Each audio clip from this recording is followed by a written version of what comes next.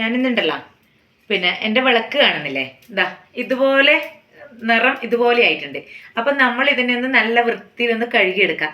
എങ്ങനെയാണെന്നല്ലേ, ഇതാ ഞാനതിന് ഇവിടെ പിന്നെ ഈ തക്കാളി കൊണ്ടുവന്നിട്ടാകുമ്പോൾ ലേശം മോശമാവൂലേ, ആ തക്കാളി നമ്മൾ ഉപയോഗിക്കാൻ കഴിയേണ്ട. അപ്പോൾ ആ തക്കാളി ഞാൻ കളയില്ല. ആ തക്കാളി എടുത്തിട്ട് ഇതുപോലെ പേസ്റ്റ് ആക്കിയിട്ട് മിക്സിയിൽ അടിച്ചെടുത്ത് അതിൻ്റെ കൂടെ നമ്മളിതാ ഒരു ചെറുനാരങ്ങ ഇത് മോശമായ ചെറുനാരങ്ങ ഇതിനെ പിഴിഞ്ഞിട്ട് ഇതിലേക്ക് ഒഴിച്ചു.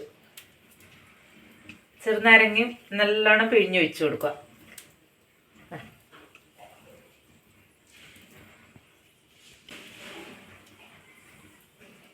ഇതൊഴിച്ചു. കാരമില്ലേ, കാരം, ആ കാരം കുറച്ച് ഇതിൻ്റെ അകത്തേക്ക് ഇട്ട് കൊടുക്കാം. സോഡാപ്പൊടി നമുക്ക് സോഡാപ്പൊടിയാണ്, അതായത് ഇതിൻ്റെ അകത്തെ കാരം അതിൻ്റെ അകത്തേക്ക് കുറച്ച് ഇട്ട് കൊടുത്തു. ഇനി ഇത് നമ്മൾ ഇങ്ങനെ പാത്രമെല്ലാം കഴുകാൻ നല്ലതാണ്, വേഗം വെളുത്തൽ ഇതേപോലെ ഓടിൻ്റെ പാത്രമെല്ലാം ക്ലിയർ ആയിട്ട് വെളുത്തൽ. പിന്നെ അതുപോലെ നമ്മൾ പ്രില്ലിൻ്റെ ലേശം ഒരു 2-3 തുള്ളിയും കൂടി ഇതിലേക്ക് ഒഴിച്ചു കൊടുക്കുക. അതിനുശേഷം ഇത് നന്നായിട്ട് നമുക്ക്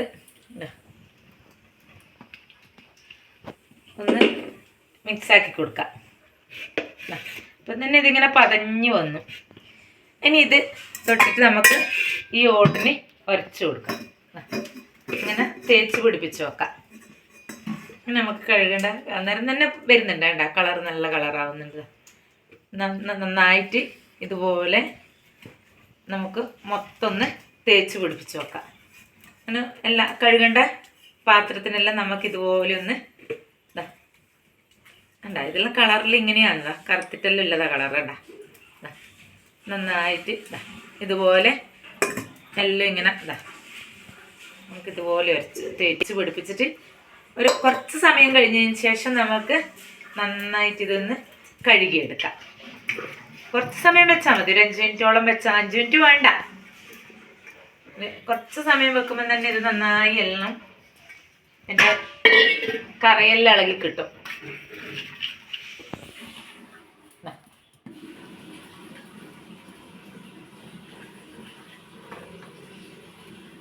ഇത് വെറുതെ എന്നല്ല കേട്ടോ, ഞാൻ കാണിച്ചു തരാട്ടാ. നല്ലതാണ്, വേഗം നമുക്ക് അത്ര കൈക്ക് പിന്നെ അധികം പിന്നെ ശക്തിയൊന്നും ഉപയോഗിക്കണ്ട.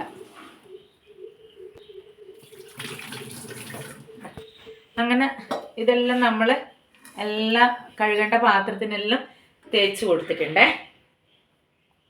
കുറച്ച് കഴിഞ്ഞതിന് ശേഷം നമുക്കിതൊന്ന് കഴുകിയെടുക്കാം. അങ്ങനെ നമ്മൾ ഇതിനെ ഒന്ന് തുടച്ചെടുക്കാൻ പോകുന്നേ. നോക്കാലോ എങ്ങനെയുണ്ടെന്നൊന്ന് നോക്കാലോ. ഇതാ കുറച്ച് സമയം വെച്ചിന് ഉണ്ടാ വിളക്ക് വേണ്ട, ഇതാ നല്ല വൃത്തിയായി നല്ല കളറും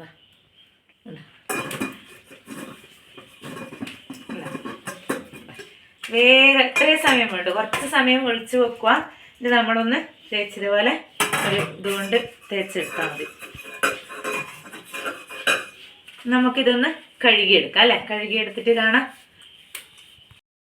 അങ്ങനെ ഇപ്പം ഞാൻ പറഞ്ഞില്ലേ, എൻ്റെ വിളക്ക് വേണ്ട. ഇപ്പം ഞാൻ വേറെ ഒന്നും കൂട്ടിയിട്ടില്ല. ഇത് മാത്രം ഇട്ട് തുടച്ച് നോക്കിക്കോ കേട്ടോ. നല്ല തിളങ്ങുന്നില്ലേ, നല്ല വെട്ടി തിളങ്ങുന്നില്ലേ, അങ്ങനെ ഞാൻ പറയുന്നില്ല, നല്ല വൃത്തിയായിട്ടുണ്ട് വിളക്ക്. കണ്ട വേഗം തന്നെ ഒരു 2 സെക്കൻഡ് ഒരു 3 മിനിറ്റോളം ഇട്ട് ഇങ്ങനെ വെച്ചാൽ മതി.